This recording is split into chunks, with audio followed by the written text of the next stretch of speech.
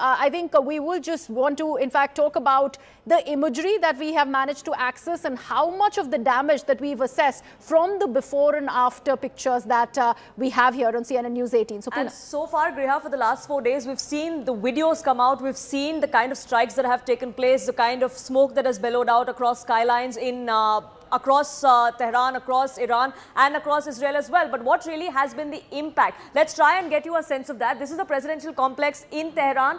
This is what it looked like before. This is that presidential complex. Right after the strike, this is what it looks like. There is a gaping hole that you see. That's where the missile, the drone, the projectile that came in from the United States or the Israeli side or the Allied forces side, so to say, that's where it struck. That's the impact that is now being shown as far as this imagery goes. Next we have is a judiciary complex in Tehran. Again, the seat of power, remember, was struck. That's something that was targeted by the Israeli United States forces. This is that complex and this is what it looked like before the strike. This is where the impact can be seen, as Tom Cooper is also pointing out. This is that area where you can see right now, it looks like there is complete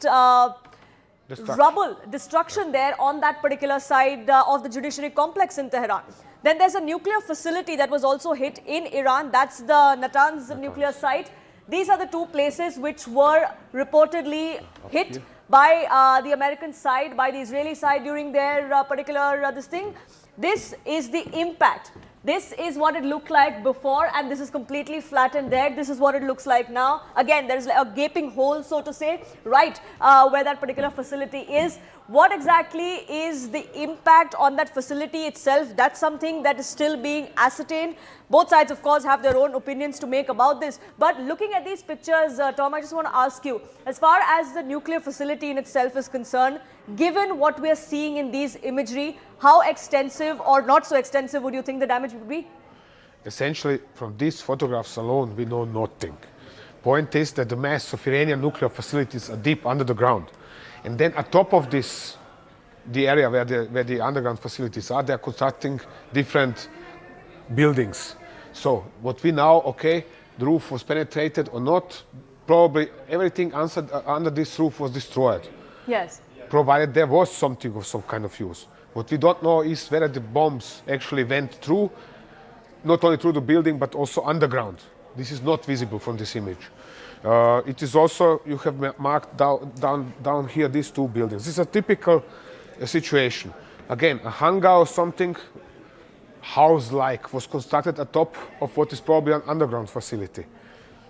And whether this is now, well, there are obviously traces of smoke or fire on this side. Yes, possibly something underneath was damaged or inside was damaged, but what exactly and to what degree, this is unclear from these photographs. Fact is, all of this has been hit. There is no doubt that there is precision and so on. Absolutely no question. But what exactly was damaged, the extent of damage, is unclear. And that's something that we will not know unless something actually comes out of Tehran, isn't it? Because they have been saying that they have nothing to hide in terms of what their nuclear capabilities are, because there are none. They were quite often in this regards. They were cooperating with the International Atomic Energy.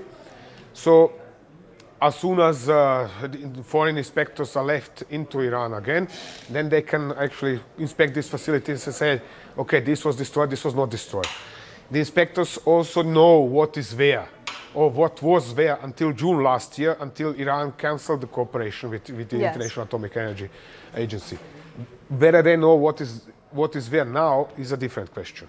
Well, we'll talk about that in depth as well. But before I toss it back to Griha, we also want to take a look at another picture. And this is the seat of the military power in Iran, in Tehran, that was struck. And this is the headquarters of the IRGC, which is the one that seems to be holding the key as far as both military and what the political succession in Iran looks like. This is what the imagery shows. This was what it looked like before the strike by United States and Israel, and that's the picture, that's the satellite imagery that we see after the strike. Tom, if you could just give us a sense of what exactly it is that we can make out from this particular imagery? This is a little bit confusing because the two photographs are not entirely the same. This one might be this side of this particular. This side, yes. Yeah.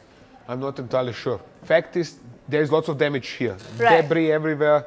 You can even see several places probably hit by I would say, quite heavy weaponry, 500 kilogram upwards.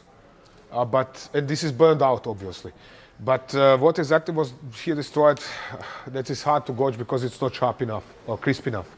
But again, Point if this was the place where they hit with the intention of wiping out the entire leadership, then from what we see, the remnants, it looks like they were successful in that case, and we also have data to prove that. I have no doubt that they were successful in killing, let's say, 40 top officers of the IGC. No dispute about this. Fact is just, overall, I doubt this is going to destroy the IGC or significantly damage its capability to suppress the population. And that is what, at least nominally, the Israelis and Americans are after.